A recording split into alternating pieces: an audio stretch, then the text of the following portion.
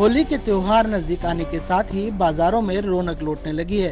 होली के इस त्योहार पर कभी घर पर पोले पापड़ बनाकर मेहनत से मेहमानों को परोसा जाता था, लेकिन अब समय के अभाव में छोटे होते परिवारों के चलते इन पोले पापड़ों ने घरों के साथ बाजारों में भी अपनी जगह बना ली है।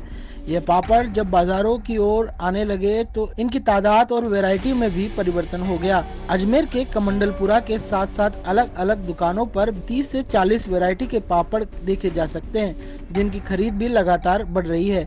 ये पापड़ राजस्थान के लघु उद्योग के जरिए त्योहार होने के साथ साथ गुजरात, मध्य प्रदेश और अन्य राज्यों में भी पहुंच रहे हैं। इसमें अलग अलग आकार और वैरायटी के पापड़ और पोले देखने को मिल रहे हैं, जिन्हें काफी शौक से खरीदा जा रहा है।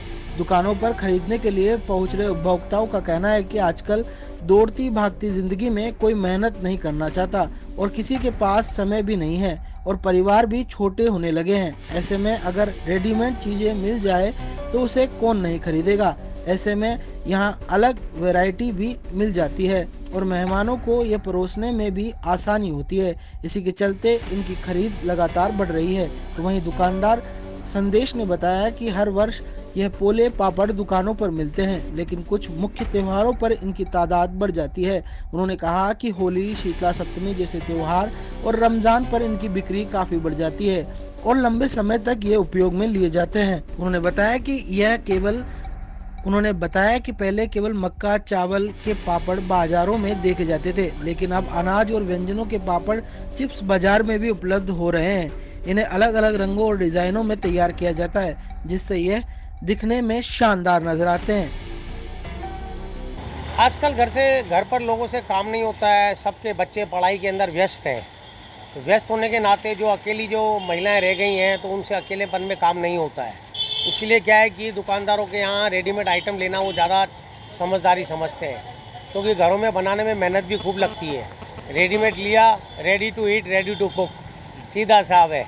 तो इस वजह से काफ़ी वैरायटी मार्केट में उपलब्ध होती है। हम मार्केट से लेकर के और आम जनता तक घर घर तक पहुंचाते हैं। काफ़ी सारी वैरायटी मेंटेन रखते हैं। हर तरह के लोग चारों तरफ से आते हैं। हमारे यहाँ से बॉम्बे से ग्राहक भी आते हैं जो यहाँ अगर अजमेर में दरगाह शरीफ घूमने आते हैं। काफ़ी सारे पापड़ लेके जाते हैं। तो पापड़ों का काम ये अजमेर में अच्छा बिक रहा है, ठीक है, अच्छा है।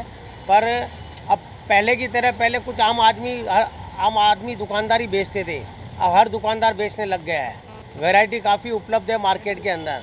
हर तरह के पापड़, मक्के में भी पापड़ आ रहे हैं, पुदीना फ्लेवर भी आ रहा है, मिर्ची मसाला फ्लेवर भी आ रहा है, आलू की वेफर्स आ रही है, आलू की स्प्रिंग, आलू की चिप्स वगैरह काफ़ी सारी वैरायटी आ रही है। प्राइम्स नए वैरायटियाँ भी आ गई हैं। पापड़ भी बहुत अच्छे चल रहे हैं। होली पर, अपने शील सप्तमी पर और रमादान पर आजकल ये पापड़ खूब सारे चलते हैं। वैसे तो 12 महीने ही बिकते हैं, पर इन 3 त्योहारों पे खूब जम करके खरीदारी की जाती है इन पापड़ों।